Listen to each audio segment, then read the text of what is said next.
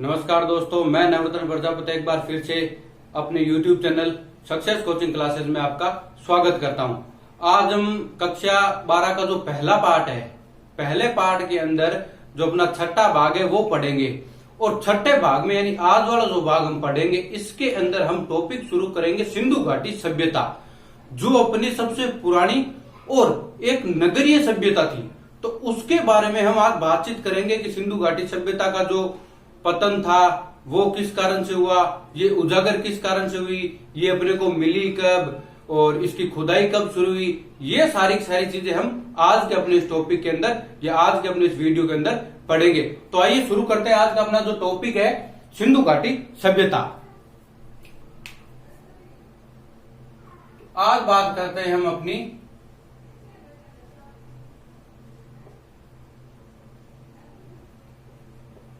सिंधु घाटी सभ्यता। अब ये जो सभ्यता है ये काफी प्राचीन सभ्यता है, ये भारत की काफी प्राचीन सभ्यता है। साथ में ये क्या है, प्रथम नगरीय सभ्यता, यानी सिंधु घाटी सभ्यता है जो क्या है, एक इसकी जो बसावट थी वो क्या थी, नगरीकरण की तरह थी।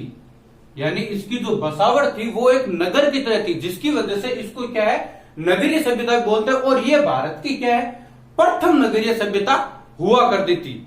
और महाजनपद काल जो अपने आते हैं वो क्या थी, भारत की दूसरी नगरीय सभ्यता। तो पहली जो नगरीय सभ्यता अपनी आती है वो कौन सी थी, सिंधु घाटी सभ्यता जो है ये अपनी प्रथम नगरीय सभ्यता आती है।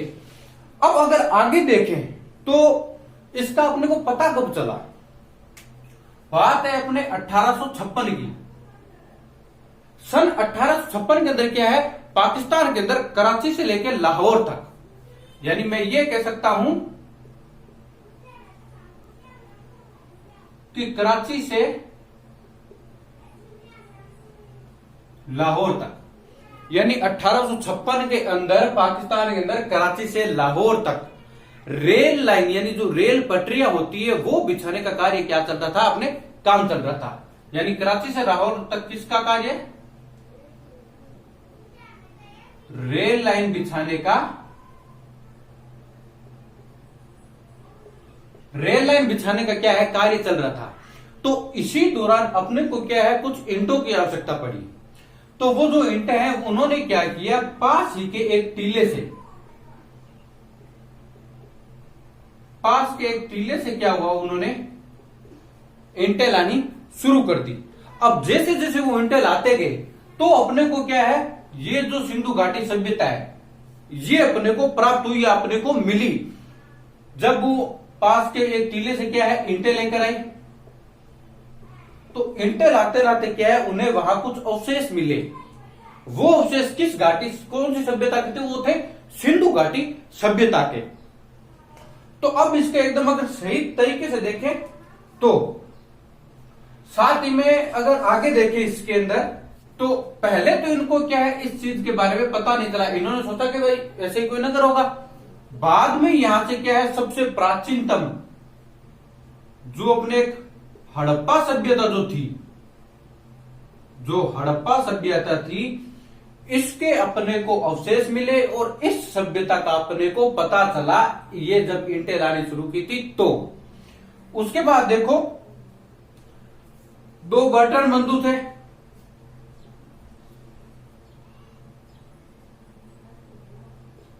बर्टन बंधुओं ने क्या किया, 1856 के अंदर, दो भाई थे, बर्टन को थे, बर्टन बंधु थे, उन्होंने क्या 1856 के अंदर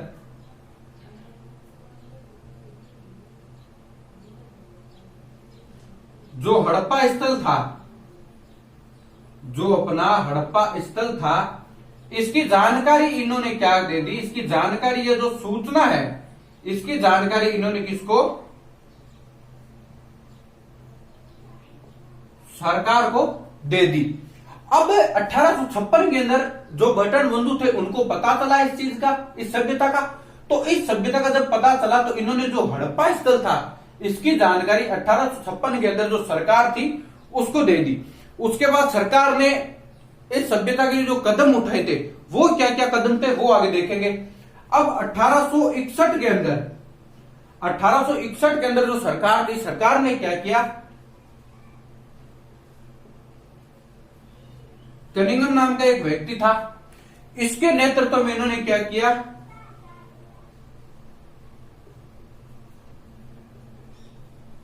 भारतीय पुरातत्व सर्वेक्षण विभाग की क्या की, स्थापना की। तो जब इन्होंने वो सरकार को जानकारी दी हड़प्पा स्थल की, तो उसको देखते हुए सरकार ने क्या किया, 1861 के अंदर कनिंघम के नेतृत्व में, यानी कनिंघम की अध्यक्षता के अंदर इन्होंने भारतीय पुरातत्व सर्वेक्षण विभाग की क्या है, स्थापना की। वो कब की, 1861 के अंदर इन्होंने क्या कर दी, भारतीय पुरातत्व सर्वेक्षण विभाग की स्थापना कर दी, और उसका जो नेतृत्व है वो दिया था कनिंघम को। अब आगे देखो, बात आती है सन 1904 की। सन 1904 के अंदर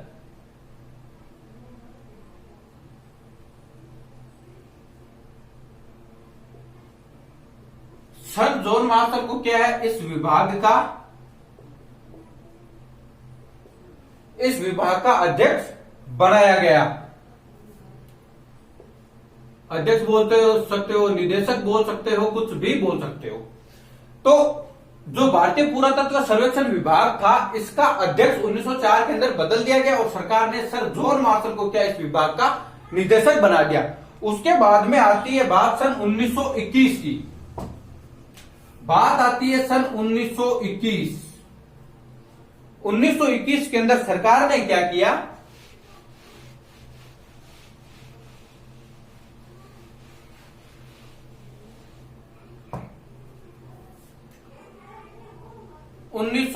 में जो दयाराम साहनी थे, दयाराम साहनी ने हड़प्पा स्थल का उत्खनन प्रारंभ किया। तो 1921 के अंदर अपने पुरातत्व विभाग के एक और थे व्यक्ति दयाराम साहनी, इन्होंने क्या कर दिया, हड़प्पा स्थल के ऊपर वहां पर उत्खनन का कार्य क्या कर दिया, शुरू कर दिया 1921 के अंदर। आगे बात आती है 1922 की। 1922 में अपने एक और व्यक्ति थे राखाल दास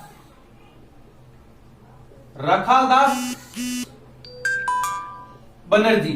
इन्होंने क्या किया, बनर्जी ने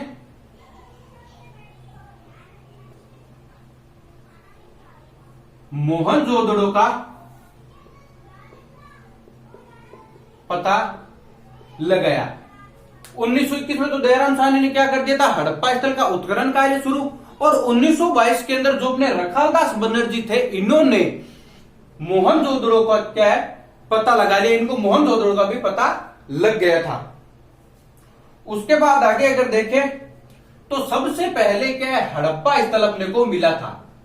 सबसे पहले अपने को हड़प्पा स्थल मिला था, इसकी वजह से इस सभ्यता का नाम क्या दे दिया गया, हड़प्पा सभ्यता। सबसे पहले अपने को हड़प्पा स्थल का पता लगा, इसकी वजह से इसका नाम क्या दे दिया, हड़प्पा सभ्यता। और इससे पहले जो इस सभ्यता का जो प्रारंभिक स्थल है, इस सभ्यता का जो प्रारंभिक जो स्थल आता है वो आता है सिंधु नदी के आसपास का जो क्षेत्र था वो। इसकी वजह से इसको क्या है, सिंधु नदी घाटी या सिंधु घाटी सभ्यता भी कहा गया। तो मैंने आपको यह बताया है कि सबसे पहले अपने को हड़प्पा स्थल का पता चला, इसकी वजह से इसका नाम हड़प्पा सभ्यता दिया। लेकिन बाद में पता यह चला कि इसका जो प्रारंभिक स्थल है वो सिंधु नदी के आसपास का जो क्षेत्र था वो है, इसकी वजह से इसको नाम क्या दे दिया, सिंधु नदी घाटी कह सकते हो या सिंधु घाटी सभ्यता भी कह सकते हो। और विस्तार की दृष्टि से अगर देखें, जो स्थान खोजे गए थे उन स्थानों के अंदर लगभग 917 स्थान तो जो है, लगभग 917 स्थान भारत में, 481 अपने को मिलेंगे पाकिस्तान में, और 2 जो है वो मिलते हैं अपने को अफगानिस्तान में। यानी कि इसके जो कुल स्थल है वो स्थल अपने को कितने मिलते हैं, 917 तो अपने भारत के अंदर, 481 अपने को मिलते हैं पाकिस्तान के अंदर, और 2 जो मिलते हैं वो मिलते हैं अपने को अफगानिस्तान के अंदर। यानी जो सिंधु घाटी सभ्यता थी वो इन 3 देशों के अंदर, वर्तमान के इन 3 देशों के अंदर सिंधु घाटी सभ्यता फैली हुई थी। अब आगे अगर देखें तो इस सभ्यता की जो लंबाई और चौड़ाई थी वो कितनी आती है, तो अगर हम देखें तो इसकी पश्चिम से अगर पूर्व तक देखें तो ये कितनी थी, 1600 किलोमीटर, और उत्तर से दक्षिण तक ये कितनी थी, 1400 किलोमीटर। यानी कि इसकी जो दूरी थी या कितने क्षेत्र तक ये फैला हुआ था, तो पश्चिम से पूर्वी तक तो ये देख लो 1600 किलोमीटर अपने था, और उत्तर से दक्षिण तक ये कितना था, 1400 किलोमीटर अपने सिंधु घाटी सभ्यता फैली हुई थी। अब इसके जो मुख्य अपने इसका जो विस्तार आता है वो विस्तार हम देखेंगे।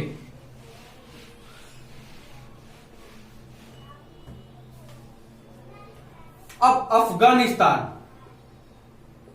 पहले अपने हमने ले लिया अफगानिस्तान। अफगानिस्तान के अगर अंदर देखें तो ये कहां कहां फैला हुआ था, ये अपने शोर्तगोई व सूदगेंडाकोर के अंदर फैला हुआ था अफगानिस्तान में।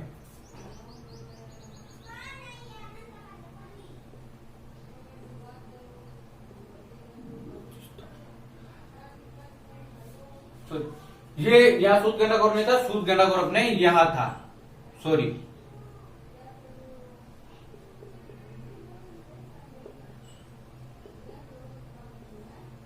यहां अगर देखें तो यहां अपने था मुंडीकाक। अफगानिस्तान के अंदर जो 2 क्षेत्र थे वो कौन से थे, शोर्तगोई और मुंडीकाक।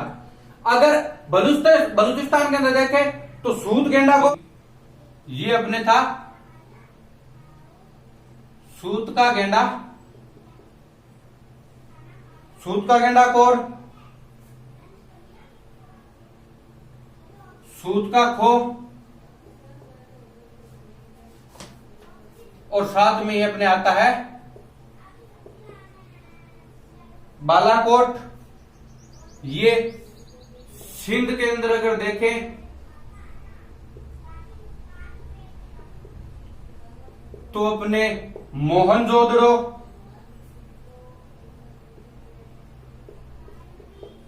सहुंदड़ो,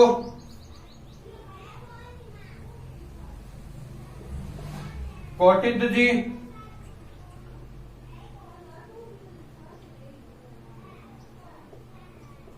जुतिरजोड़ा। पंजाब में अगर देखें तो अपने पाकिस्तान के अंदर हड़प्पा, गनेरीवाल, रहमान, डेरी,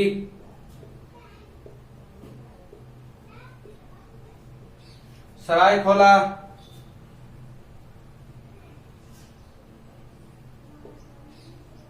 जलीलपुर, ये आते थे अपने पाकिस्तान के अंदर। उसके बाद अगर पंजाब के अंदर और देखें, पंजाब के अंदर अपने को रोपड़ मिलेगा, और एक और मैं यहां लिख देता हूं छोटा सा, सगोल। हरियाणा के अंदर अगर हम देखें, हरियाणा के अंदर अगर हम देखें बनावाली, मिठातल,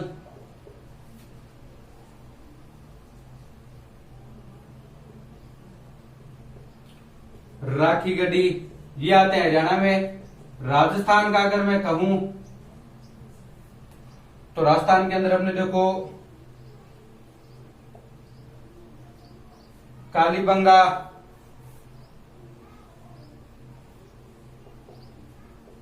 पीलीबंगा, उत्तर प्रदेश के अंदर अगर देखें, उत्तर प्रदेश की अगर अपने बात की जाए तो आलमगीरपुर और हुल्लास ये आते हैं अपने अपने उत्तर प्रदेश के अंदर। फिर अगर बात की जाए अपने गुजरात क्षेत्र की, तो गुजरात के अंदर रंगपुर,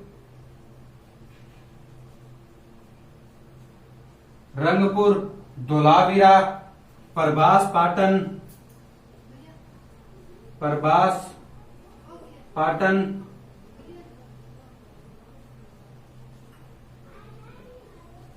खंबात की खाड़ी, ये अपने सारे आते हैं गुजरात में। और अंतिम अपने एक बचता है महाराष्ट्र।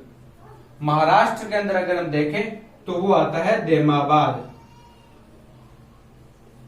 ये अब ये जितने इलाके थे ये मुख्य थे जो अपने सिंधु घाटी सभ्यता के अंदर आते थे।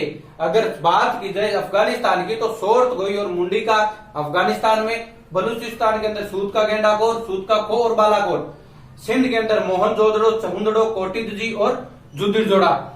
बात करें पंजाब की, तो पंजाब के अंदर भी कौन से आते थे जो वर्तमान पाकिस्तान में कौन से पड़ते हैं, वो हड़प्पा, गन्नेरीवाल, रहमान, डेरी, सरायखोला और जलीलपुर। ये पहले पंजाब में आते थे, लेकिन वर्तमान में ये क्या है पाकिस्तान के अंदर। वर्तमान पाकिस्तान पंजाब के अंदर जो होते हैं वो रोपड़, हरियाणा के अंदर रोपड़ और सगोली आते हैं पंजाब के अंदर। हरियाणा के अंदर बनावाली, मिताथल, राखीगढ़ी। राजस्थान के अंदर कालीबंगा और पीलीबंगा। उत्तर प्रदेश में अपने आलमगीरपुर, हुलास। गुजरात के अंदर अपने आते हैं रंगपुर और धोलावीरा। फिर आते हैं प्रभास, पाटन, खंबात की खाड़ी, ये आते हैं अपने गुजरात में। और महाराष्ट्र के अंदर अपने जो लास्ट बचता है वो बचता है देमाबाद। तो ये सारे के सारे जो थे ये सिंधु घाटी सभ्यता के प्रमुख नगर थे। यानी यहां तक इन शहरों में क्या है, सिंधु घाटी सभ्यता अपनी फैली हुई थी। आगे अपने जो बात करेंगे वो बात आएगी सिंधु नदी की। अब अगर बात की जाए तो हम बात करेंगे सिंधु नदी की।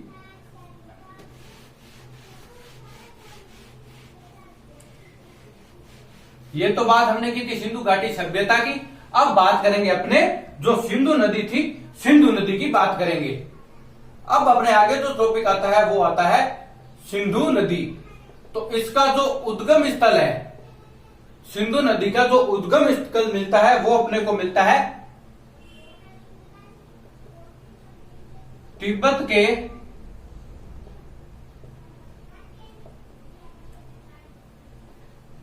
कैलाश मानसरोवर से।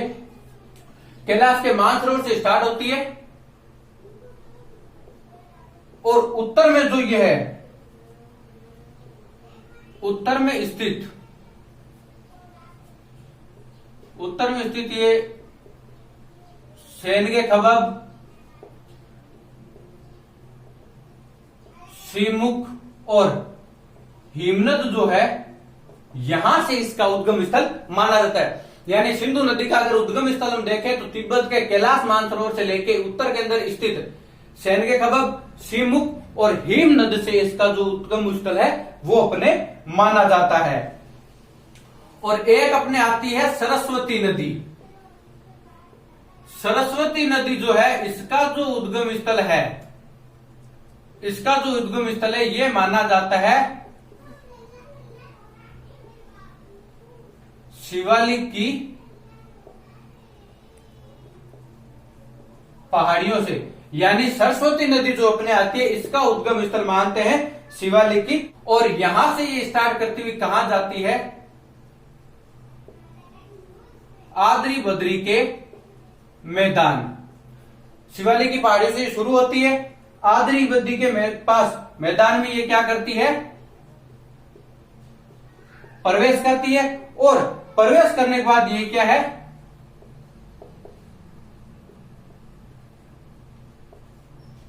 दक्षिण पश्चिम के अंदर,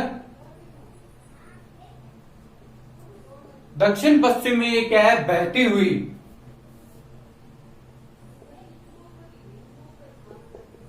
कुरुक्षेत्र, गग्गर और हाकड़ा, यहां से होते हुए ये कहां पहुंचती है? हरियाणा। हरियाणा में ये क्या करती है? सिरसा, ठीक है। और सिरसा से निकलते हुए ये क्या करती है? राजस्थान के नौहर से होते हुए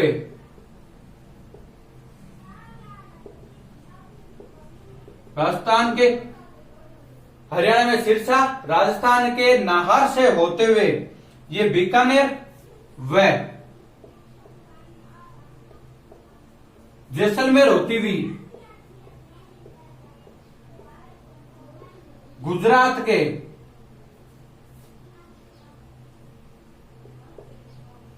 कच्छ के रण में प्रवेश करती है और कच्छ के रण में प्रवेश करके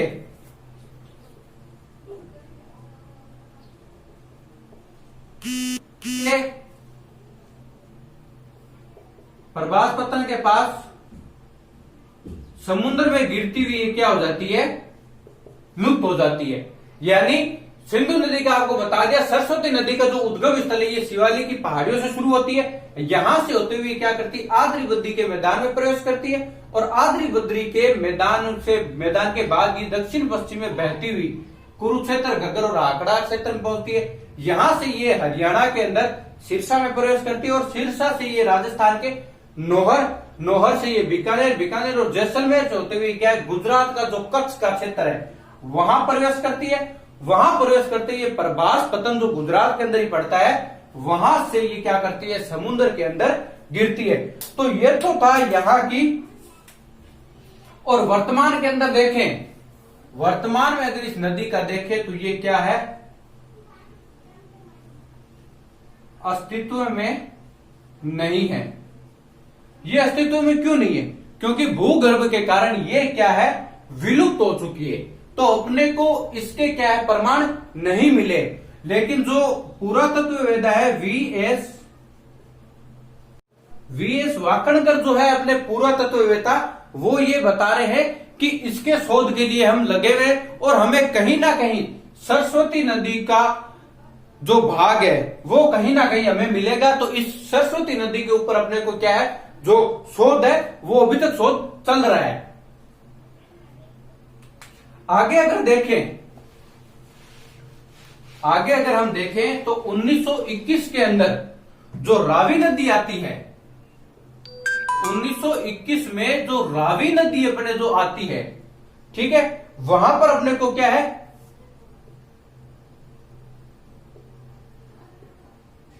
कांस्यकालीन सभ्यता के अवशेष मिले। 1921 के अंदर रावी नदी जो अपने आती है, जिसको पुराने टाइम में हम पुरुषनी नदी बोला करते थे, तो चलो रावी नदी जब नाम आ ही गया है तो इससे संबंधित क्लास 12 के जो बच्चे हैं उससे मैं एक क्वेश्चन पूछना चाहूंगा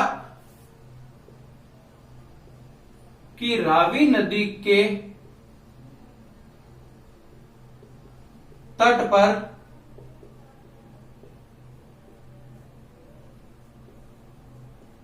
कौन सा युद्ध लड़ा गया?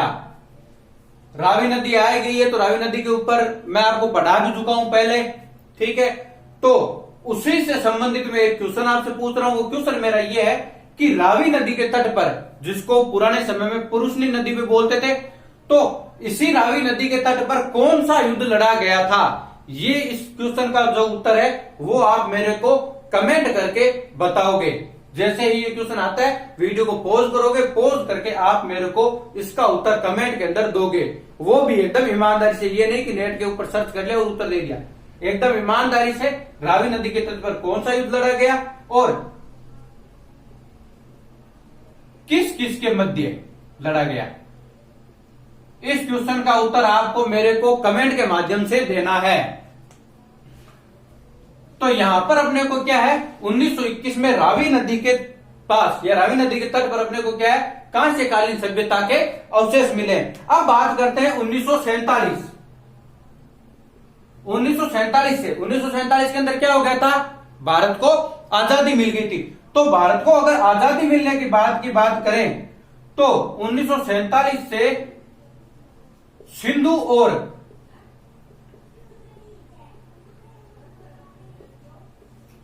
और गंगानगर। सिंधु और गंगानगर से क्या है, अपने को जो सरस्वती नदी है, जो सरस्वती नदी है, यहां से अपने को क्या है, सरस्वती नदी के अवशेष मिले सिंधु और गंगानगर से। वो भी कब, 1947 के बाद, यानी आजादी के बाद में।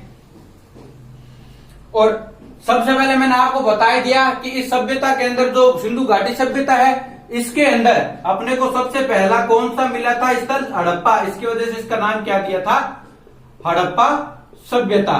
फिर उसके बाद में इसका जो क्षेत्र था वो कहां था, सिंधु नदी के आसपास। इसकी वजह से इसका क्या नाम दिया गया, सिंधु घाटी सभ्यता। फिर बताते हैं कि जो ये सिंधु घाटी सभ्यता थी, ये कहां फैली हुई थी, अपने ये फैली हुई थी सिंधु नदी के